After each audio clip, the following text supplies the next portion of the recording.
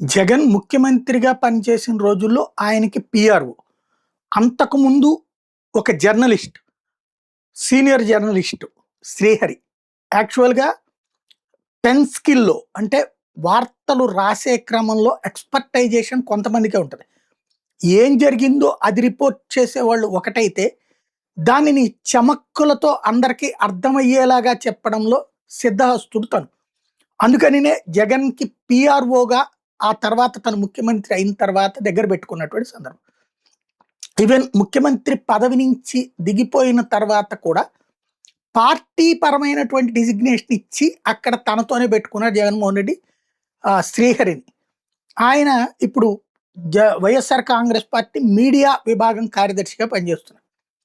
తనని ఈవేళ ఇంట్లో నుంచి బయటకొచ్చి వాళ్ళ జగన్ టూర్ ఉంది గదా! నెల్లూరు జిల్లాది. జగన్ టూర్‌లకు సంబంధించిన ప్రోగ్రామ్స్‌ది వార్తలు మీడియాకి అందజేయడం, ఆ గ్రూపుల్లో పంపించడం, వా మీడియా గ్రూపుల్లో గావచ్చు, వాట్సాప్ గ్రూపుల్లో గావచ్చు పంపించడం. ఆ మ్యాటర్ ఇవన్నిటిని గూడా చూసేది ఆయనే.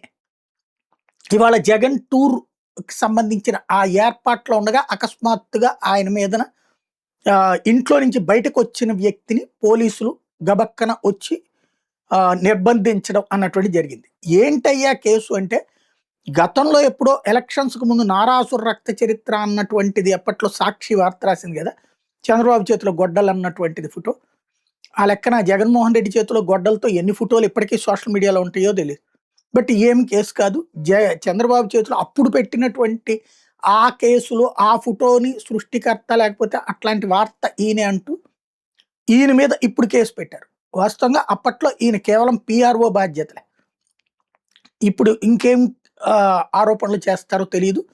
శ్రీహరి అరెస్ట్ చేయడం ద్వారా జగన్‌కి నెల్లూరు జిల్లా టూర్‌కి ముందు ఒక ఝలక్ ఇచ్చే ప్రయత్నం చేసినట్టు కనబడుతోంది.